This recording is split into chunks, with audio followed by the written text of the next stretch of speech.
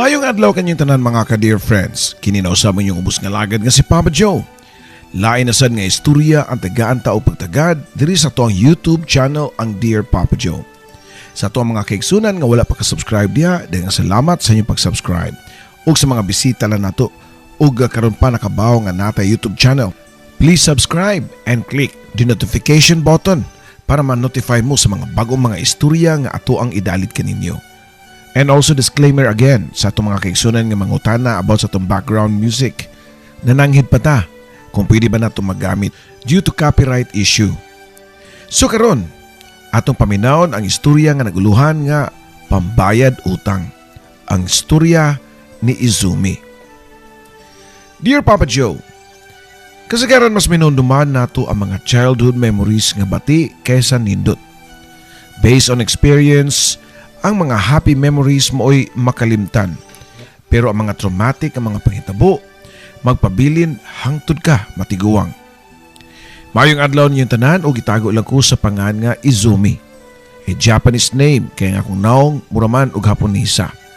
Akong panit puti, chinita akong mga mata, pero evident gyud ang pagka-Japanese eyes nga matud pa nila. Kamayong nako ang famous Japanese anime character nga si Hinata Hyuga sa salidang Naruto. Medyo may pagka-weird magugko since pagkabata. Antisocial o istriktuhon kay di ko tigtagad og mga tao. Kung doon ako'y kasugat, magduko-duko ragyog ko. Ako mga mata matabunan sa kung taas nga bangs, pareha kang Hinata Hyuga. Mao na hinungdan nga nadala ang angga nako. Hangtod ni dako nako. Nagdaga and until now, Papa Joe. Dagan ang mga butang nga akong nabuhat nga di ko proud. I have done so many things, mga butang nga akong gikauwaw pero wala ko'y mahimo. Kay humana. Kumbaga, sa English pa, the damage has been done. At the age of 21, nibalik ko sa farm sa akong Mimi Asel after 5 years nga na missing in action ko sa akong adopted mother. Nibalik ko niya pero di na siya makita nako. Tungod kay patay na si Mimi.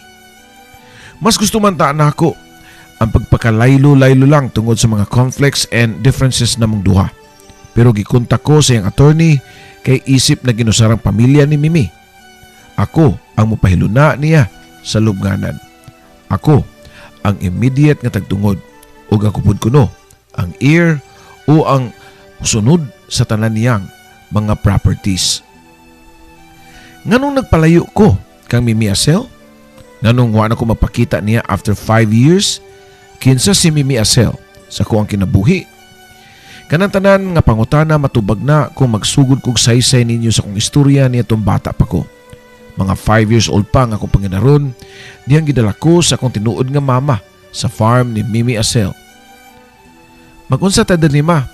Pangutana ko pa sa akong inahan. Gitutukan ko niya og ni-smile og hilaw unya nito ang pila ka lusok sa iyang mga luha. Diri nakapuyo sa ilang Mimi Asel, Izumi, tubag pa sa kong mama. Ha? Pero nga naman, asa man day ka? Kinsa man na siya? Ako ba na siyang tiya o lola? Sunod-sunod ko pa nga pangutana niya. Dili ni mo siya paryente. Ayun na lang pagdaga pangutana. Basta anhin na ka sa iya hapuyo. Tubag pa sa kong mama. Kuhaon man ka nimo ma, mubalik pa ka di ba?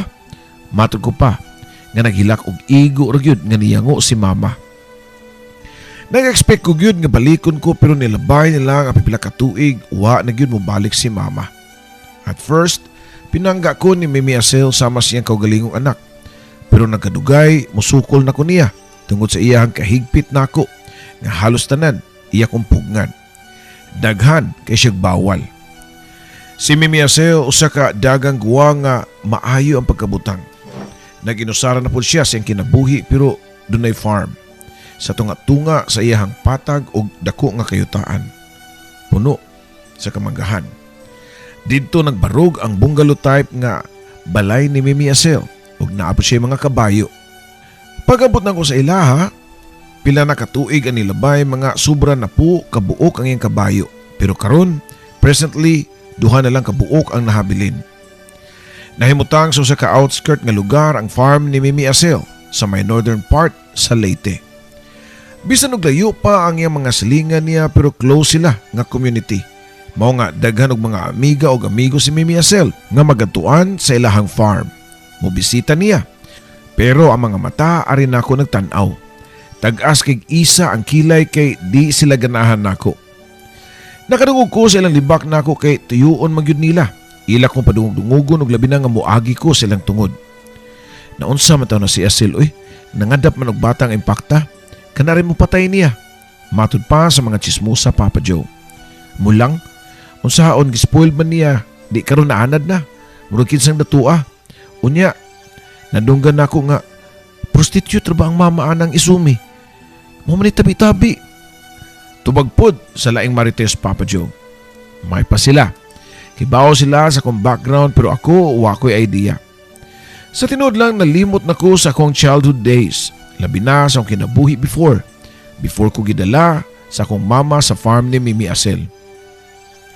I don't know kung doon na ba ko'y happy moments before natong panahon na. As usual, bisag bata pa ka, ang happy memories mo ay imong malimtan.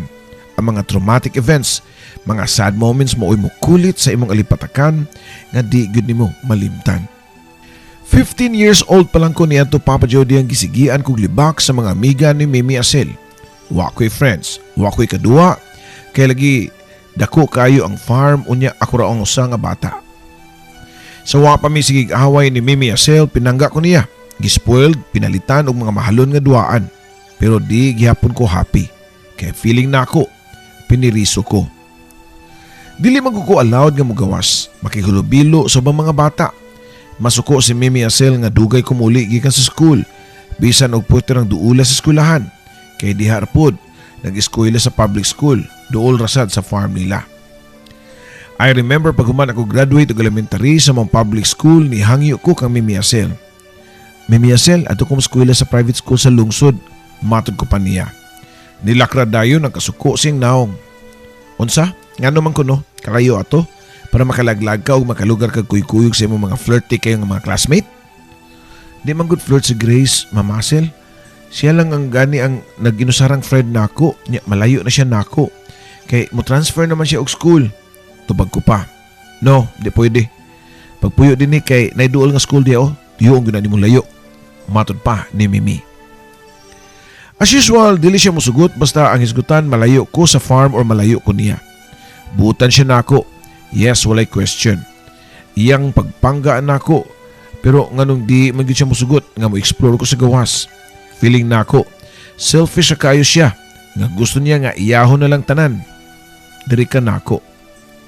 Dito nagsugod kog rebuild din niya. Mutubag-tubag na ko niya. Musukol na ko o ako pagani gi-question ang iyang pagkatao. Kung nganong na ako niya, dapat kauban na ako ang akong mama o dili siya. Asam na akong mama ha? Iuli lang ko niya. Nganong naamang ko nimo o nganong di mati ka inahan. Singag ko pa nga to kang Mimi Acel. Nasagpaan ko ni Mimi Acel niya itong higayuna. Kaya wala ko itahod o way respeto. Sus Izumi, kung kibaw pa lang ka sa istorya ay angay ka magpasalamat na ako. Di ko nimo ang itubag-tubagon. Matod pa ni Mimi Acel din ako. Then tug-ani ko sa tinuod. Nganong tagu-taguan pa man jud ko nimo, sulti ko. Asa akong mama o ganong na ako nimo. Matod ko pa ngato niya. Actually kadaghan namin naglalis Papa Joe. Ako siyang pahunaton nga ibalik na ko sa akong tinuod nga inahan. Ako siya sigian og balik-balik ko pangutana kung nagunsa ko siyang farm. Pero wa siya tubag. 16 years old na ko diyang doon ako'y nabasahan nga konektado sa akong pagkatao. Wala si Mimi Acel niya itong adlaw kay doon na siya lakaw. Sa pagkaibaw na ako doon ay gipamati sa lawas o nagpa-check up sa doktor sa syudad. Mao na tayo kong gipaabot nga higayon. Ang makalugar o pangukay hoping nga makakita kong clue sa tinuod na kong pagkatao. Kung unsa o asasad ang akong mama. O nga nung gibilin ko niya nga to kang Mimi Acel. Giyukay na ko tanang mga gamit ni Mimi Acel apil na ang iyang tukador nga nakakandado pa. Wa ko yawi pero sayo na ako ang pag-abli. Gimartilyo na ako gilungkab ang drawer kay feeling na ako naagyo dito ang sekreto nga gusto na kong mahibawan sa akong pagkatao. Wa ko masayop sa akong pagduda. Diyang nalungkab na nako ang drawer ni Mimi Asel, nakita ko ug nakita kong daghang mga papel sa sud, mga suwat gikan ni mama. 5 ka suwat nga gipada sa kong mama nga naka-address pa para nako. Kada birthday nako, magpadada og suwat si mama. Sa akong 6th birthday gipadada kong suwat ni mama ug mao kini ang gisuwat. Dear Izumi, happy birthday anak and I love you. Signed, BS. Ang BS mo initial name sa akong tinuod nga mama. Bisan og gamay ra kayo ang letter ug wa na laing gisulti gawas sa birthday greetings ug I love you, pero enough na kayo nako ug nisayaw ang kasing-kasing sa kalipay. Giablihan pa nako ang laing suwat on my 7th birthday ug maura gyapon ang content niini.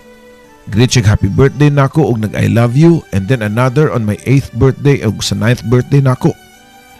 Ang last letter mo ang pagka 10th birthday nako. Ug human niya na, wa na siya. Nisuwat nako. Ni-stop na si mama. Mao siguro niundang si mama o padawag suwat kay walay reply gikan kanako. Siyempre saan pag-reply nga wa may gipakita si Mimi Asel nga suwat.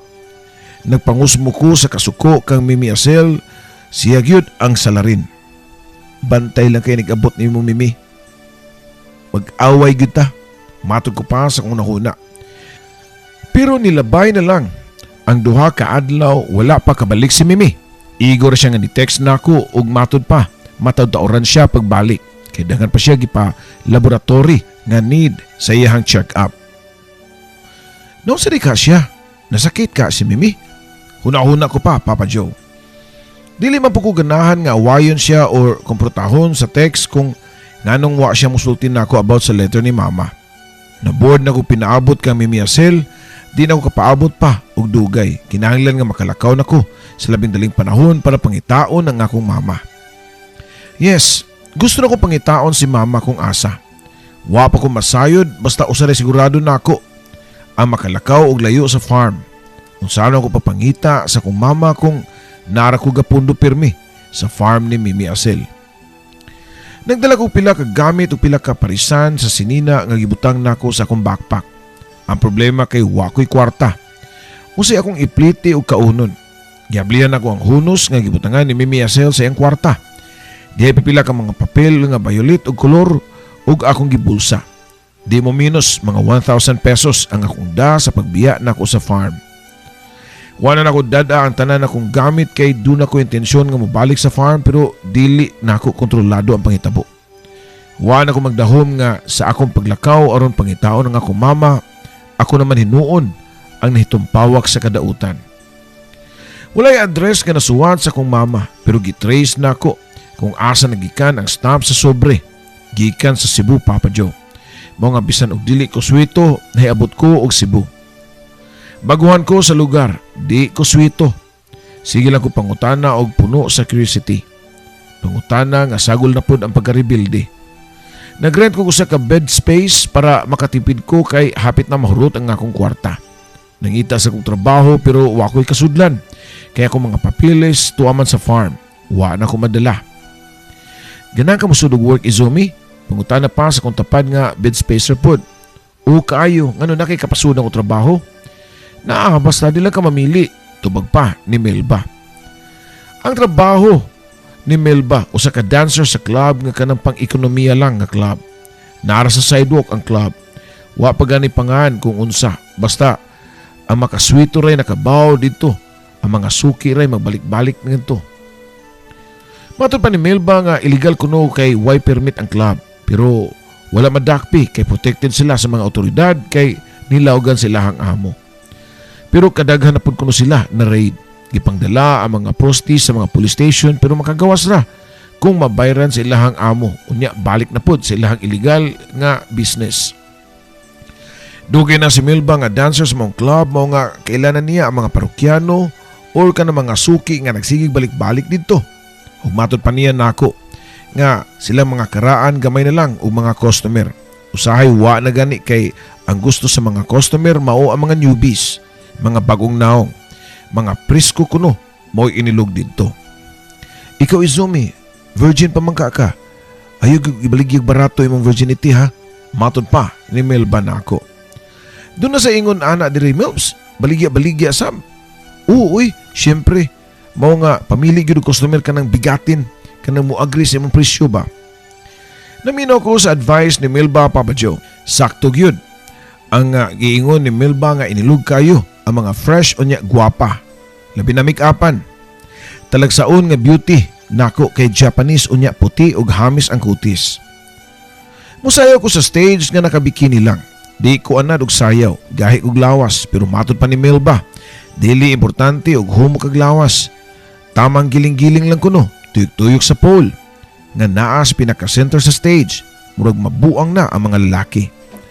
Dagan ang gusto mo table nako, ang nakanindot lang sa mong club kay waypog sanay. Kung di ko ganahan magpa-take out, wa sila'y mahimo. Unang gabi na ako sa club, nakadawat kong text kang Mimi Asel kung asan ako. Iya akong ipangita pero wa ko mo reply. Gilabay na ako ang SIM kay di ko gusto nga makontak niya. I love my life now. I'm free. Walay magsigig bantay sa akong lihok. Kada may istorya na ako sa bar, akong pangutanon kung nakailaba sila sa akong mama. Isultin na ako ang full name sa akong mama, hoping nga dunay nakaila. Doon nag-picture sa imong mama?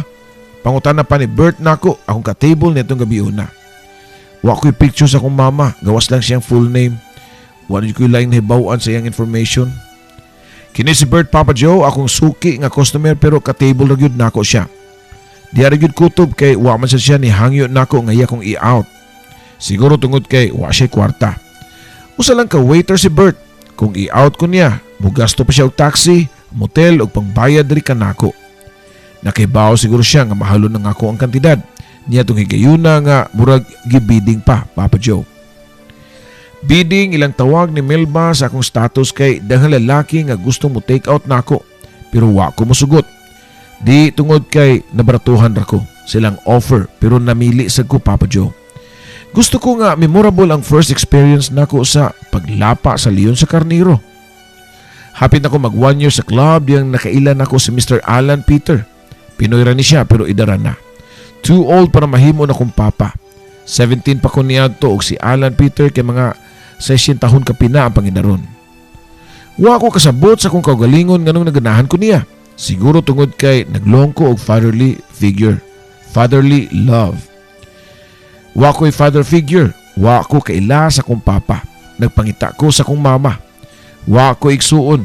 Walay pamilya nga nailhan gawas lang kang Mimi Asel. Pila ka gabi po ko nga gitable ni Mr. Alan Peter hangtod nga nakabungat na gyud siya. Gusto ko niya nga i-take out. Gikulbaan ko og nahadlok, Papa Joe, pero nisugot ko. Feeling nako kining lakihan na ang akong gipangita nga mo'y tugyanan nako sa kong kaputli. Plus, dako siya og bidding. Siya ang pinakadakog offer. Mao nga ni go ko, Papa Joe. For the first time, ni kuyog jud ko customer sa gawas. Mga kadlaw na gyud to diyang naglakaw mi si Alan Peter padung sa iyang auto. Nasyak ko sa iyang pagka-gentleman kay siya pa ang niabli sa pultahan sa sakyanan para makasakay ko. Feeling nako prinsesa o dili pokpok. Samtang nag-drive siya sa iyang sakyanan, quiet kay siya og pasmile-smile lang. Sige pug ko og pasiklap niya. I don't know sa nagustuhan nako ni tawhana nga idara naman ang tao og dili gwapo.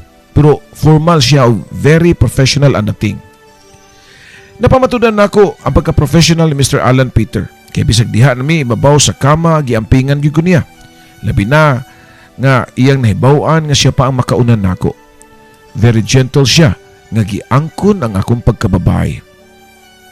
Diyang nilampos na ang paglapa sa Leon sa Carnero nangutana siya nako. Nganong nisod man kaning trabaho Izumi? Og nitubag po ko nga tungod kay wala na choice. Nangupaw siya nga murag dunay lawom nga ginuuna. Nangita po day ko sa kong mama. Pahabol pa ng utubag niya. Unya akong gisulti niya ang full name sa kong mama kung nakaila ba siya. Ug matod pa niya nga magpangutana kuno siya. Iya po kong gi-interview sa kong past. Ako po siyang gisultian sa tinuod from point A, Papa Joe, hangtod sa present. Wa ko'y gilimod niya. Medyo unfair lang kay siya nakibaw na ako tanan. Pero ako, wa ko information about niya. Sukad niya to gimaintain ako ni Alan Peter. Gusto niya nga siya lang akong kuyugan sa gawas. Okay ra pud nako kay sakto man ang bayad niya.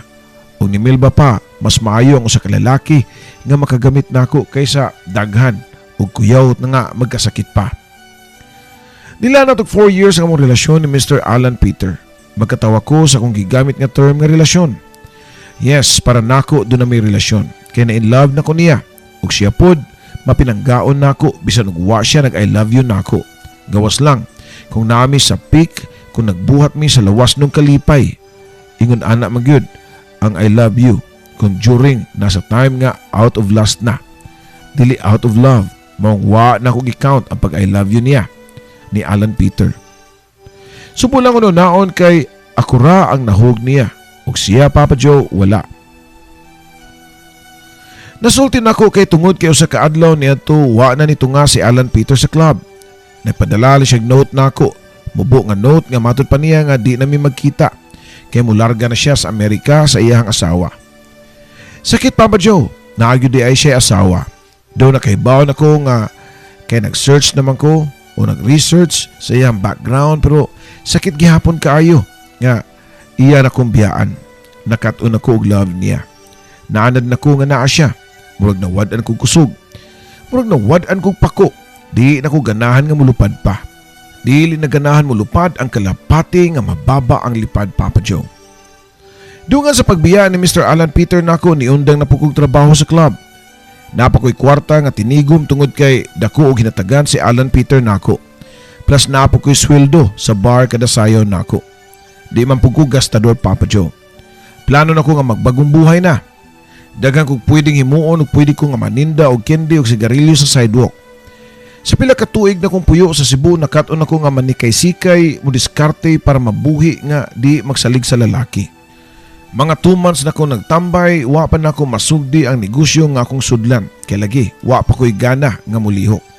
Sakit pa ako kasing-kasing nga sa kalit nga pagbiya ni Alan Peter nako. Samtang naghigda-higda ko sa akong kama kalit nga ni-ring ang akong cellphone. Abtik na akong gitubag kay every time mo ring akong cellphone, mag-expect ko nga si Alan Peter ang manawag nako. Bisan og tingog lang unta niya, ang ako madungog, okay na nako. Pero lahi ang caller Papa Joe. Gikan sa Northern Leyte ang call. Izumi, pangutana pa sa lalaki og tingog nga nasa pikas linya. Oh, ako ni, kinsa man day ni? Tubag ko pa. Ako ang attorney sa imong mimisel. Nagpaibaw ko nga wala na siya. Patay na siya. Og ikaw ang iyang bugtong pamilya. Ikaw ang gibinlan niya sa iyang tanang katigayunan. Na siya ako Papa Joe. Di ko makatuo nga nung ako ang iyang binlan nga badlungon man kay ko. Di man po ko niya kadugo. Wa ko'y gihatag niya gawas sa konsumisyon. Pero niingon ang attorney nga kinahanglan gyud ko nga mopauli para mauna pod ang motiman sa haya ni Mimi Asel. Ako'y maoy mo barog nga pamilya ug maoy tagtungod sa namatay. Sumauna ang kaagi nako Papa Joe. Ug karon nagbabalik baryo nako sa farm mismo ni Mimi Asel. Pag naugyod nako sa gisakyan ako nga balhabal tungod sa farm, nanggawas dayon ang mga ulo sa mga himantayon. The same people nga magsigip ang hilabot nako sa una. Klaro kayo nga nagbagot-bot ang ilang baba. Sila mo'y affected kayo nga nung ibalik pa ko after all these years. Nga gipasagda nako si Mimi Asel nga nagkasakit na di ay. Wala na lang ko sila panumbalinga kay naaman sa sila'y point. Pero sala ba din nako kung ako himuong taga pamana, tagasunod sa mga kabtangan ni Mimi Asel? During sa haya niya ng paggagabi na puno na ang farm sa mga manabat o pangadji. Pero ang mga mata nila anian nako na punteriya. Wala man lang gani ni tagad nako. Human sa pangadji, giserve nako ang snacks sa mga nanglamay. Inipunit nila sa pan o juice, Papa Joe kay apilan pa og hunghong silang tapad. Mga ingon ani nga libak ang kumadungog nila. Ibalik uri ang ingrata. Ang kwarta ang gibalikan ana dilis Mimi Asel. Namuring man kuno na sa Cebu. Namuring daw ko or burikat ko. Harap-harapan nga gilibak ko nila pero igo lang ko nga nagkibit balikat. Bahala mo Nagdali nagyug ko nga malubong si Mimi Asel aron makuha na nako ang akong nasunod. Ibaligya ang angay ibaligya para makabalik na kog Cebu.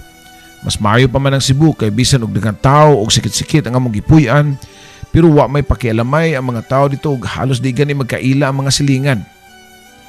Human og serve sa mga snacks nisud ko sa kwarto og didto ko Nagtago kay napungot nako sa mga naong sa mga tsismusa. Pero pagkatotoo, dunay nanuktok nga bata. Naay nangita nimo Ate Izumi. Matud pa sa batang babae. Ha, kinsa man kuno? Pangutanan ko pa. Wa ko kaila pero lalaki man at tuwa lang. Tuwa sa lamay ni Mimi Asel. Matud pa sa mong bata.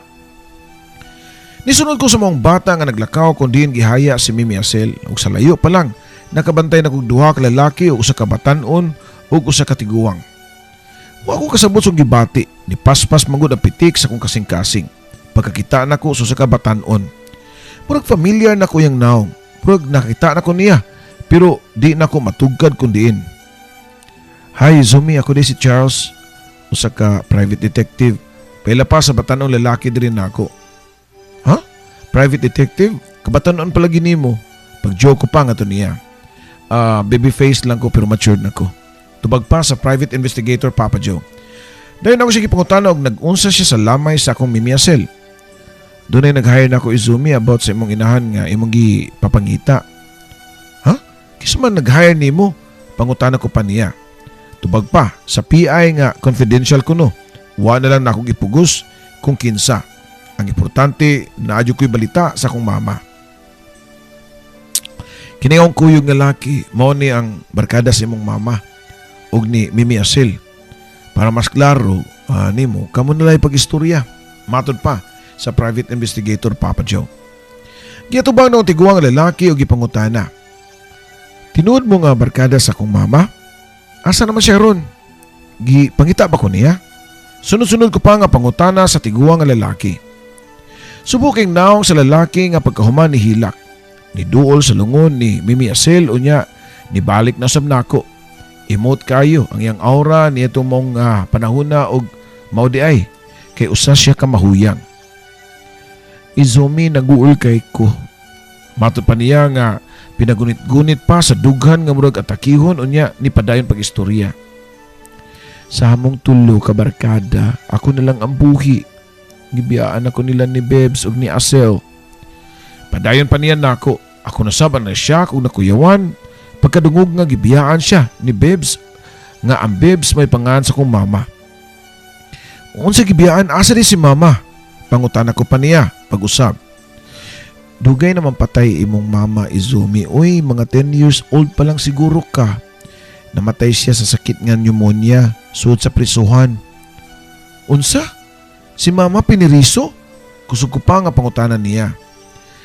Daghan na kayong mga shocking revelation niya itong mga orasa, Papa Joe. Mao nga gikausan na lang nako og istorya sa lalaki nga barkada ni Mama Bebs og ni Mimi Asel. Ang kamatuuran, luyo silang mga kaagi nitong batanon pa sila. Close nga amigo ug amiga sila ni Mama Bebs ug ni Mimi Asel ug kini si Brian. Silang tulo si Mama Bebs lang ang straight kay si Brian mahuyang. Si Mimi Asel tomboy. Lain na pod nga revelasyon nga ako nasayran. Kadto pa ko kabaw nga tumboy di ay si Mimi Asel. Dako gusto si Mimi Asel kang Mama Bebs, pero si Mama Bebs dunay boyfriend. Usa ka hapon. Katong hapon na mao ang akong amahan Papa Joe. Namabdo si Mama o gipasaligan unta sa kong papa nga dadon siya sa Japan. Pero si Mama bisyoso di ay palautang unya daghan na daw kayo nga nailad. Nagtugod og negosyo sila si Mimi Asel, Brian ug Mama Bebs, kapital tanan ni Mimi Asel. Kay siya may kwartahan silang grupo. Pero ang gibuhat sa kong Mama Bebs, iyang gisibat ang kwarta o gigasto sa iyang bisyo. Nagtago-tago si Mama, gipangita na sa mga kapulisan kay gikihaman siya sa mga parents ni Mimi Asel. Imagine, 1 year palang kuno ko, gidaladala na ko niya bisan asa sa iyang pagtago-tago sa iyang mga nautangan. Kung mangutana mo, si Mimi Asel ba ang nagpapriso kang mama? Dili. Tubag pa ni Brian. Ang hapon nga akong amahan ang nagpapriso kang Mama Bebs. Diyang nasakpan nila nga gikawatan sa kong mama ang ginikanan sa hapon nga guston ta nga makikita niya. Nilupad pa sila gikan sa Japan para makikita sa kong mama. Pero dito daw sa hotel room mismo sa mga Japanese gipangkawat ni Mama Bebs ang mga alahas. Sa wapan na priso si Mama, gustong kuhaon sa mga hapon ang bata nga mao ako. Pero di ginahan si Mama. Instead, iyang gihatod sa Leyte, sa farm ni Mimi Acel. Mao na to'y akong nahinumduman nga gibilin ko ni mama when I was 5 years old. Padung na di ay siya, mapriso niya to. Niyatong igayon na bago rasad namatay ang ginikanan ni Mimi Acel. Wa siya igsuon og way anak. Tungod sa gibuhat ni Mama Bebs nga paghatag nako kang Mimi Acel, gipapas na kuno ni Mimi Acel ang listahan sa iyahang mga utang. Kumbaga, bayad na siya sa tanang atraso. Ako ang iyang pambayad utang, Papa Joe. Nahugno kog taman sa akong nadungog. Unsa? Si Mama Bebs, akong gipangita, nilarga pa kog Cebu. Nahimo pa kong dancer sa club. Nagpukpuk ko para lang nga makasurvive sa Cebu. Sa pamasin nga makitaan ako siya. Dili na di siya angay pangitaon. Di man di siya worth it nga pagka inahan nga angay hilakan. Gilingin ako ang lungon ni Mimi Acel unya kalit ko nga nidagan paingon sa lungon ug kusugan ni Syagit. Nagpanawag ko sa pangalan ni Mimi Acel. Gikakos na ko hugot kayo ang iyang lungon samtang padayon sa paghilak. Nasyak ang tanang mga tao nganong nikalit ko og ingon nga ato. Natinga sila nganong nikalit ko. Nga pagabot gani nako, unang kita nila nako sa haya ni Mimi Acel, wala man gani ko muhilak. Kadlaw na o ginahinay na nangawa ang mga namilar pero ako nagapong gyapon ko ni Mimi Acel. Wa ko'y puas og pangayag pasaylo niya. Nagbasol ko sa akong gibuhat nga pagsukol-sukol niya. Gilayasan pa nako siya sa panahon nga maugyod ang pagkasakit day niya. Wa gani ko makaserbisyo niya. Pagka wa gyud na ako'y puangod nga pagkatao. Pero bisan sa akong binuhatan, ako paghihapon ang gibinlan ni Mimi Acel sa iyahang mga ari-arian. Pagka maayo day niya o pagkabuutan gyud. Gimahal ko niya o gipangga ni Mimi Acel, bisan og di ko niya kadugo. Ug ako ang pambayad utang radi ay sa akong inahandya niya. Tungod sa akong nibawan, Papa Joe, daghan ang nausab sa akong mga plano nga ipamaligya ang mga kabtangan, mga kayutaan ug farm. Wa na nako nabuhata. Hinoon pagkahuman sa lubong ni Mimi Acel, diharagi ko sa farm, sigig panghawan sa mga sagbot. Akong gipang tamnan ang mga bakanting yuta. Nanuhol ko mga tao nga makatabang nako gatiman sa farm. Mahal kayo ni Mimi Acel ang iyang farm. Nasayod ko nga nagtan-aw siya nako sa akong gibuhat ug nasayod ko nga gikalipay niya ang akong pagatiman sa iyang farm. Wa na ko'y plano nga mobiya pa sa farm. Dawat na nako nga ari na pug ko matiguang ug mamatay sama kang Mimi Acel. Wa na ko mga ambisyon nga magminyo pa ug magkapamilya. Though na ako'y sutor karon, Papa Joe, ang private investigator nga nagsige og text nako kay ganahan ko na siya nako. Pero wa na ko mutubay niya. Labi na nga ako nailhan kung kinsa siya. Ang private investigator kay anak pagyud ni Mr. Alan Peter. Mao day nga gikulbaan ko sa pag-una na kong kita niya kay younger version siya sa iyahang amahan. Si Mr. Alan Peter Pud ang nagbayad kay lagi gusto niya nga makatabang nako sa pagpangita sa akong mama. Matod pa sa private investigator nako nga tuwa gihapon sa Amerika ang iyang mama ug papa. Siya na lang ang nahabilin sa Pilipinas kay iyahamang business ang detective agency, Papa Joe. Ulitaw ang private investigator. Batanon, gwapo ug stable ang negosyo. Pero ang kunon ko nga wa gyud ko'y na-feel niya nga spark sama sa kung na-feel sa iyang amahan nga si Mr. Alan Peter. Una pala na akong kita niya sa club. How ironic sa life, Papa Joe. Love is blind, good. Kaysa tinuod lang si Mr. Alan Peter ang akong first love ug mao na sad siguro ang akong last. Sa pagkakaroon, dili lang usa ko magunahuna og love life. Okay na ko karon. Happy ko sa akong farm life diri sa Northern Leyte. Usa sa akong pinakalingaw mao ang pagpaminaw sa mga love stories sa imong YouTube channel. I'm a #1 fan, Papa Joe. Ug daghan kayong salamat sa paghatag nimo og kinabuhi sa akong kaagi. Dinhi na lang kutob, imong magtatampo, Izumi.